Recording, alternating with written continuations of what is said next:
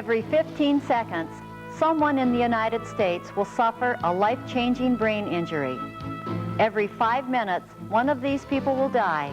Another will become permanently disabled.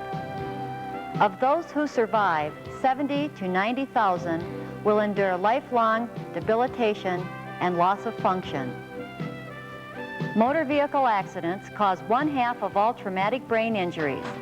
Falls account for 21%, assaults and violence 12%, and sports and recreation 10%. What is a head injury? Head injury is a traumatic insult to the brain which results in temporary or permanent cognitive, physical, emotional, and behavioral changes. Just as each individual is unique, so is each head injury. Physical disabilities, impaired learning, and personality changes are common. Although these injuries are unique and experienced in individual ways, there are still many common threads and feelings that are experienced as survivors of traumatic brain injury.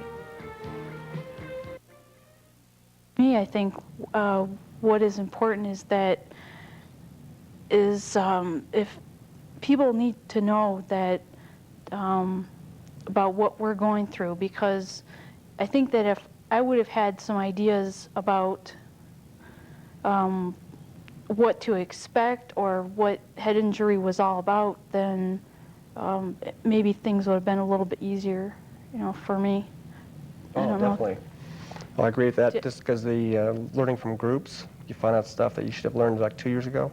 Yeah, and so I thought that if people, not just survivors, but families and friends that have family members that have had injuries, or have had friends or work associates, that if they know a little bit about it, then they might understand a little bit more, because I had so much trouble with, I didn't understand a lot of things myself, but my friends, my family, my husband, they just didn't understand some of the problems I was having.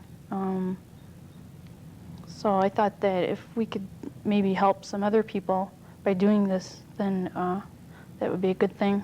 If anything positive will come out of me having a head injury, hopefully, that we can help somebody else avoid maybe some problems. Well, I definitely agree. Going through stuff by yourself, it's really a pain in the butt, because it's impossible even to relate to the experiences of the family and friends. It's impossible. It's kind of like moving to Greenland and finding out that you don't fit in anymore. And you live in here, but you're no longer here. It's like being on Channel 2 your whole life. All of a sudden you're on Channel 4 and everyone else is on Channel 2, and you're trying to figure out, hey, why don't I fit in anymore? Why don't I communicate? Why don't I have any friends left? It's kind of just try to adapt, but the problem is your loved ones aren't understanding why you're not adapting with them anymore. Right. So you just got to figure out to be patient and take the pain and try to fight the hopelessness of it, because it's like you're losing touch with a lot of things, but you keep on grappling for help, and they're spending money on you, a lot of money, and you're all over the country. The time too. Yeah. The only time. Especially time. That's definitely a good one. But if you could get on track with someone, it's like I just wish that. I would never wish this on anybody in the world, this whole thing. But if you can have access to some kind of support services, or if you're aware, or if you're more aware about head injury and what to expect, it's like I keep thinking, if I would have had someone to talk to that had been through this, I could have possibly avoided a lot of the confusion, known that maybe about some of the expectations, about what maybe to expect. Everybody's different, and their everybody's injury is different, but there are a lot of common things that I've seen, in talking with you and with other people that have been through it. Confusion is a big thing that a lot of people have. The anger, fear, because you don't know what's wrong. You're afraid, that you're not right. I'm still afraid that I'm not going to be like I was. I'm afraid That's of really attacks. hard. You have these major attacks, you get all paralyzed, you don't know if you're going to survive them. Once you started to be in with people who are like us, it's not as bad. Because before that, you think you're the only person in the world that's going through this kind of stuff. Yeah. And once you figure out that you're not by yourself, then it means you're not, I don't know, you find somebody you can communicate with, like Yeah. we talked about earlier. And that's helped a lot, I think.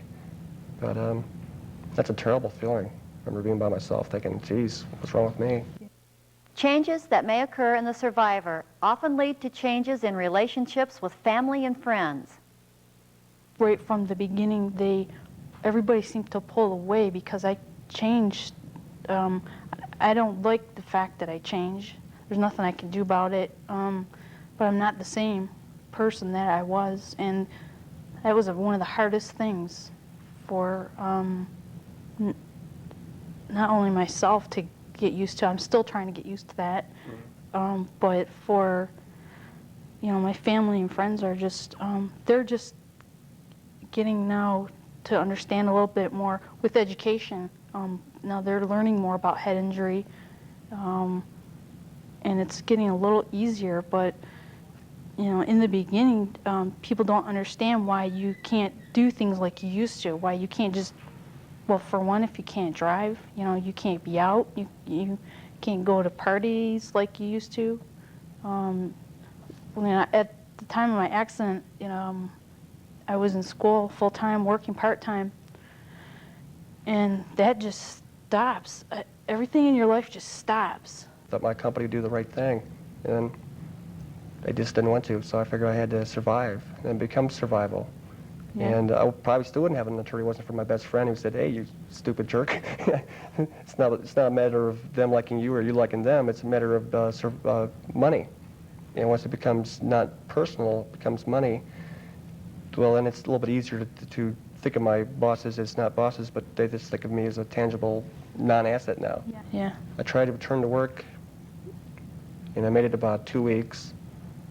And basically, like, one day I'd show up on time, and the next day I'd show up 4 hours later, next day I'd show up 8 hours later. I mean, it was really bad. Yeah. And I took a 30-day leave of absence, and I tried to come back again, and they just said no. And I have no idea. I know I had a temper tantrum there, but I'm not sure exactly what happened enough to figure out if I really sealed my own fate by doing something or a seizure or what it was. But, Yeah. it was definitely obvious, So that kind of killed hope for the future with my company. Then the next thing was trying to figure out, it's like my dad said today, actually. He goes, I'm hoping to be back doing something in 6 months. He said, well, you said that 6 months ago. So, well, He said that to you? yeah, I said to myself, well, I'm going to say it again in 6 months because I'm going to keep trying to do something. Things are much better now, but right after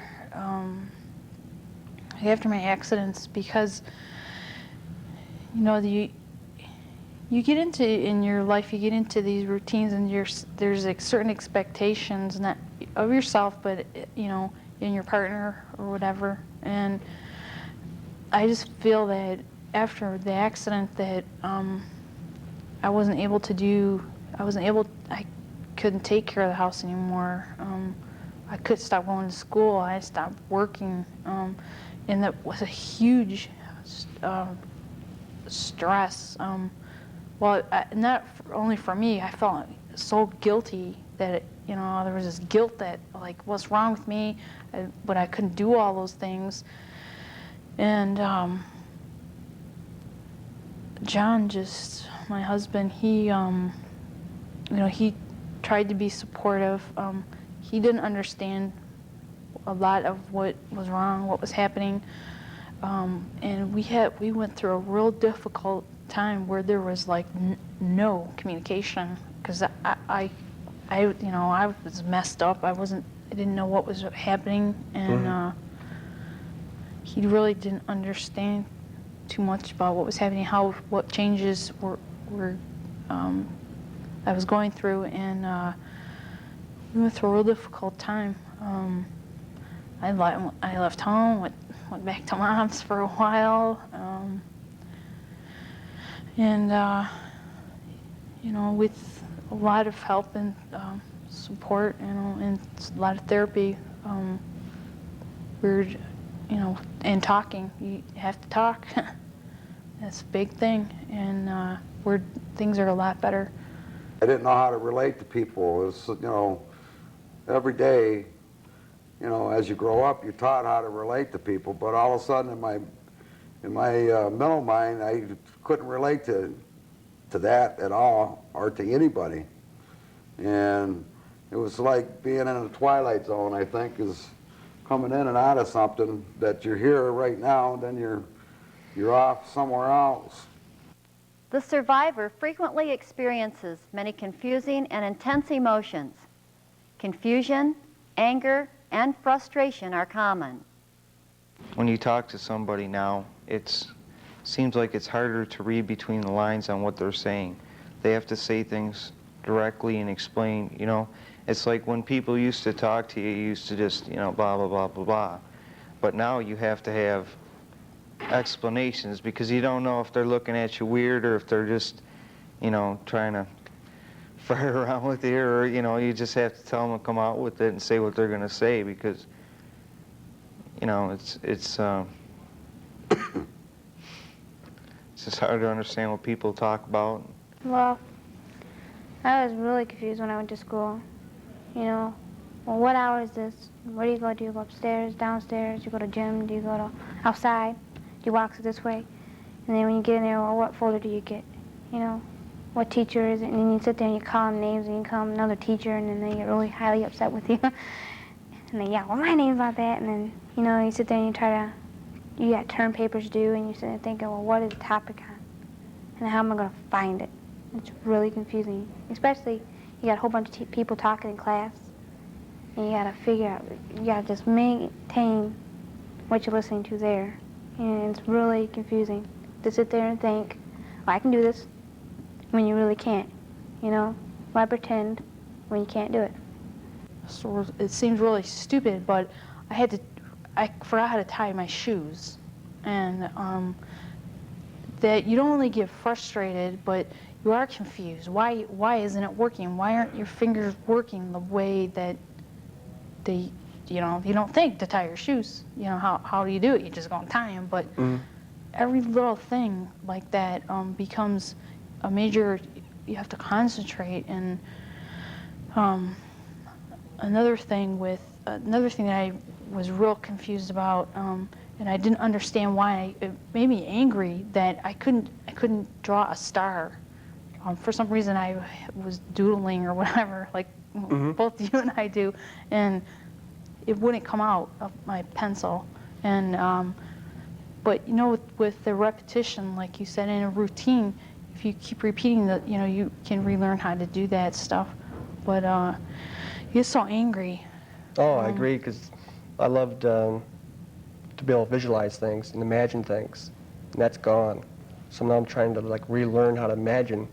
And without imagination, it's like that's like a major sign of intelligence, I think, to be able to, you know, picture something in your head and then do it as a goal. And that really upset me because I couldn't figure out to do anything. And that's like part of your shoelace thing.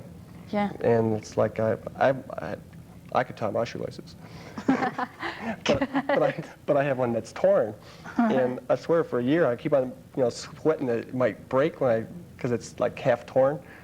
You know, like, don't want it to break, because finally I got it together after like a year to buy new shoelaces. And I didn't really buy them, I kind of ripped them off from my nephew. Like, You're busted now. I saw them, and I got them, but then I already lost them. And that's the other thing that makes me mad, because somebody will say something about bringing this to the rehab place, and I'll say, I know it's there someplace, but I'll have to go from the very first room and go through the whole place to find it. And no matter what it is, I have to do it every time. So I hate when people say, why don't you bring this in? It's like, no! Yeah. Yeah, So, it's, everything like that, it's everything seems so simple, but you get so angry. But you get to the point where you almost have to joke about things. You know, you have it. Some of it's humorous now, but at the time when you don't understand what's wrong, why you can't do certain things, I had so much anger that I got so mad I punched the wall and ended up with cast on my hand. And that was like that was the weirdest thing, because it was so, just that loss of control, you know, over your life, and or you can't control anything that's happening to you, but you know, you get so angry with different things that aren't happening for you, and why you can't understand why certain things aren't working. You get angry with why you're not getting better faster. You have all this pain and stuff. With just today, I just got so angry that I still have to have surgery on my shoulder, and it just, I don't know where the anger comes from, but it just came up in me, and you just become more, I don't know, are you more sensitive about, are you more, like, I'm just so sensitive about everything. Things are so intense now, and it's hard to control my feelings about things sometimes. I usually go into hiding. Yeah, I did that too. First Withdrew, year. completely withdrew. Yeah, it freaks you out because you're not supposed to act differently in society, because our rules are saying you're supposed to act a certain way. You're just more, you're a lot more sensitive now than, were you like that before?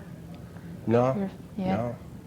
no. More sensitive to things like that it was weird. I too. didn't feel like I had any emotions, but I didn't know where this sudden eruptions would come from. Yeah, exactly. I have that too. And Where they then come on so strong, or the smallest things you just get so angry about. I call them mini volcanoes. So Yeah. when they're brewing, they're time to go away for a while, and then hopefully they subside. I'm sure they'll erupt sooner or later, but you just got to figure out where to do it. And Yeah, there was a point for me, just after my accident, when I wasn't sure what was happening. I was in complete confusion, and I was withdrawn, and it's hard to talk about now, but I became suicidal because I didn't want to die, but I didn't want to live the way I was living, and there was just all of this was just coming at me, and you just want out. there was so much pain that no one deserves to have that much pain. Yeah. And not only the physical pain, but the mental pain of hope. You know, without hope, it was really tough. And those are cycles still, but the first year was just, man, don't even want to go through that again. I can't stand the pain. I wish I could do without it.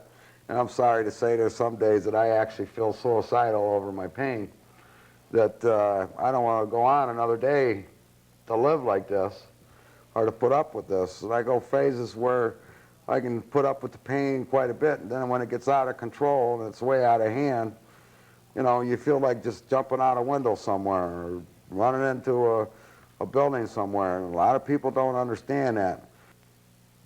Identity and sense of belonging are often lost or compromised after an injury. I just loved my job, and I loved my environment. And then without my environment, it was like I have no purpose even to live in this state or this country. I have no place to live. It's like the man without a country type thing. It's like, now what do I do? Where do I live? How do I live? And it's a terrible feeling. Because I just moved here. That fitting, not fitting. I've said that a million times, and people, like, they just give me the weirdest look, you know. I just say that I don't feel like I'm fitting in whatever certain situations, or even in my family. I wasn't really aware of that. You fit. You're part of whatever, your family or your group of friends or whatever social whatever you have. And when you're taken out of that, you realize that, you know, you fit a certain way, and I don't fit in anywhere right now. I feel really uncomfortable with that. You know, my friends want me to go out and do things, and I just don't feel like I fit. I'm not, you know, I'm the same level or something that they are or expect me to be. Maybe, I don't know if that's it, but I don't know. Well, you're It's really really cheering hard. me up, you know. Feel like I fit at rehab. That's about the only place. Yeah, you're right. I agree with you. Yeah. You know, it's like, you That's know, a good feeling though, when you're so what's the word, when you don't feel like you fit anywhere Yeah, else. no home. Yeah, then Speaking you, French, I call you it. come and you talk to other people that have been through or are going through what you are going through, and you can relate, and you feel like you're, it just, you fit with them, and it feels pretty good. Oh, I agree. It That's a helps. good feeling. Definitely. Yeah. Because you're not alone then. It's like Yeah. there's somebody else going through it, and you can maybe help them and get some energy and give them energy. And I don't know, it helps me. Never think something like that could do something to your person's mental well-being, let alone the physical, but the mental well-being of this head injury, to me, it's mind-boggling. Just totally is a one mass confusion in my head, and it's real hard to keep things together for me. In the past, I've done a lot of different things, and knew a lot of good people, and I probably still do, and I just find it difficult to venture back into the career I was in and the things I was doing. And that's kind of the curse of this whole thing. You can walk and talk, so if you keep your mouth shut, you can fake like you're normal. Because my key, a lot of things is that movie Being There. Yeah. I understand. Yeah. Or you just try to limit your things so you can get away with some stuff if you don't try too hard to be vocal. Yeah. And then once they figure out you're stupid, like I tried to join the Lions Club and they said, after a while, like, what the hell's wrong with you? It's like a new peer group. Thought, well, Yeah. I'm volunteering, I'm still getting crap. And it's like, oh man. Yeah, you get certain looks from people. That was real hard because people look at you, you say something or you don't respond or whatever. You don't respond in the correct way or you don't understand what they're saying to you. And people just look at you. You just get that, I don't know, I just call it the look, I've Yeah, heard, the look. they Yeah, just I look at hate you that. like, are you messed up or what? So they think you're mentally retarded or Yeah, something. and then they- you feel like you are, Well, actually, one of my best friends is mentally retarded, and I've been able to associate with her a lot better because I can now figure out the crap she's been going through because she's isolated, and you just feel so isolated. And Yeah. and so it helped me with that. That friendship's been really strong since then. But out in public, people are very, very tough. Because at church, I go through cycles where I was going to maybe 4 or 5 or maybe 6 in a row. Then I have a seizure or a bad spell where I'd miss maybe a month. Then I come back and it's like, where have you been? Yeah, I In used to church. go to church a lot too, and I'm still not able to deal with that right now because people, they want to know where you've been and what you've been up to, and you look great, you must be great, and and it's really hard to try and relate with them. Activities of daily living, school, recreation, and job are dramatically different as a result of a traumatic brain injury. Basically, my schedule was 6 days a week I would be in school or some activity. So probably 4 or 5 days a week was school. One night a week was either bowling or softball, depending on the season. And one night a week was Del Carnegie, depending on the season. And then Sunday was my day of rest, either rest or church. And then, like I said, summer I'd water ski and fish. And then the rest was a lot of work. It's purely work. And then every vacation I'd go to someplace like the Rose Bowl or the Gator Bowl because I have a lot of family in Michigan State and stuff. So that's when they were used to win. Since I got hurt, I got hurt. See? So nice vacations. I used to always go to someplace fancy. If you're going to work hard, you might as well go someplace nice to, I don't know. I like to golf a lot too. And I don't know, simple things like that. It's just, I don't know, no big deal. And my other thing I like to do on dates when I had them, which I did once in a while, I liked to go to plays. Birmingham Theater was a place I liked. The DIA, which I definitely loved. If I didn't have a date or not, I'd go there to Brunch with Bach, something like that. Then on the second floor, they had this gal who would play the piano, and that was always nice. And I'd play the tour, and that was nice. And then once a year I go to the DSO, and then there's a little theater I used to go to in Grosse Pointe. I forget, I think it's called like The Whale or something crazy like that. A bunch of kids who go downstairs in this little, really terrible theater house, and they do a play or something. So I used to do that. So I love the arts.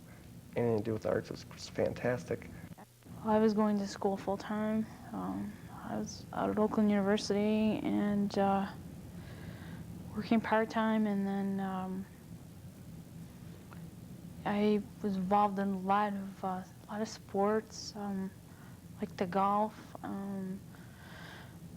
volleyball, softball. And I used to do a lot of go out with my friends and go to a show, just that kind of stuff that is now is much more of a challenge than just, it's not a matter of jumping in the car and just going. And I was, used to do a little bit of, messed around a little bit with some script writing and, Me too. did you? Yeah. Yeah, I really enjoyed that a lot, and that's pretty much gone. So I really missed that. I did some script writing and a little bit of worked at a cable TV station, did some volunteering there, and that was a lot of fun. I really missed that. And that's pretty much it. I was just always on the go, very busy. I had a 3.75 grade point average. I used to do, we were required to do 8-page reports on things. I used to do 25-page reports. I used to spend 8 to 10 hours a day studying. I worked real hard at it. Now I find myself having a hard time even filling out forms. I get so tired of every day. Maybe it's because you're concentrating and trying, you want to get better, and you're really intensely thinking and trying to concentrate as much as you can on getting better. Maybe that's because I'm exhausted at the end of every day, and that's really, it's a pain. Well, you said earlier what it's exactly like. It's like an all-nighter. Yeah. You know, there's all-nighter in school, all-nighter at work. Oh, wait. That's the way I start my day, feeling like I spend all night working or going to studying for a final. And that's where I start the day, and then by noon it's just a matter of trying to survive. And then you get Right. frustrated because your brain's not working to do the simplest project or even stay awake for anything. And I'm so scared of even eating lunch because it shuts me down. Right. And, I mean, and obviously, you know, the body just can't function like that. So you go through this roller coaster cycle.